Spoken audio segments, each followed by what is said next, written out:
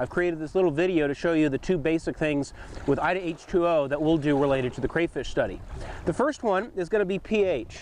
IDAH2O uses a particular type of pH test strips. These Hawk mid-range pH test strips are suitable for use in an unbuffered solution. Otherwise, these are very similar to the test strips or pH paper used in pools, aquariums, and science classrooms. Quickly dip the end of the strip with a thicker pad into the water and then immediately remove it. It doesn't need to sit in the water. Wait 15 seconds for the color to fully develop. At the 15-second mark, compare the color of the pad with the color comparator on the side of the pH test strip container. You will need to estimate the pH to the closest whole number. The other thing we do is we measure dissolved oxygen. Again, we don't use probes. We use these chem-mets. They are a colorimetric dissolved oxygen test. The problem there, again, the probes are expensive, but these colorimetric tests also have the benefit that the chemistry is happening before your very eyes. You're actually teaching water chemistry to the students directly. IDAH2O uses a dissolved oxygen test kit containing small glass ampules manufactured by Chemetrix. Each ampule is a sealed vacuum tube with a pointed tip and a weakened point on the tip. The tube contains a small amount of liquid that, when mixed with stream water, reacts with the dissolved oxygen in the water to turn blue. The darker the blue color, the more dissolved oxygen in the water. The kit also contains a small plastic cup with indentations on the bottom. So you fill the cup with stream water and immediately insert the tip of the ampule into one of those indentations, the one closest to you, and then pry the ampule back toward yourself in a way that breaks the tip off at the weakened point, using the curvature of the ampule and the side of the indentation. The ampule will immediately mostly fill with water and will start to turn blue.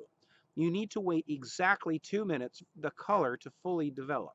At the 2-minute mark, compare the color in the ampule with the color comparator included in the kit. Record the reading marked on the comparator closest to the color in your ampule. Round the reading down to the lower reading on the comparator, even if you think the color is between two comparator tubes. And it goes from 1 part per million, or milligrams per liter, all the way up to 12 parts per million, or milligrams per liter. We found that these are both pretty precise and accurate, and if you don't know the difference, look it up and teach your students. They're both precise and accurate, especially at the lower levels, lower concentrations, that is. 6 parts per million is the Idaho state standard for dissolved oxygen. 8 parts per million is the Coeur d'Alene tribal standard for dissolved oxygen for cold water aquatic life. Make sure you take your sunglasses off, because that will affect the reading. Sometimes I backlight it a little bit. I use several different ways to make this determination.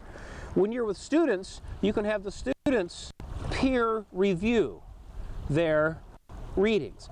You have 3 students and all take a look. Maybe everybody's eyes are a little bit different, and you can peer review each other. You can say, well, I think you're right. I think that is an 8. But somebody else might say, well, wait a minute, let's take a look. Is it maybe a 10? No, that's not quite a 10. Maybe it's a 6. No, it's not quite a 6. In this case, it is between the 8 and the 10. With IDAH2O, you just have to pick one. So you'll pick the lower number, the 8. I can discern with my eyes that it's about a 9 or so, which is good. That's a good amount of dissolved oxygen. Of course, there's some wind and wave action going on here. That's not the entire physical chemical assessment with IDAH2O, but it's the part that's the most relatable to the crayfish study, and it's the part that you'll actually collect data with. There's other things like transparency, not turbidity, but transparency, and some other assessments as well. Okay, there you go.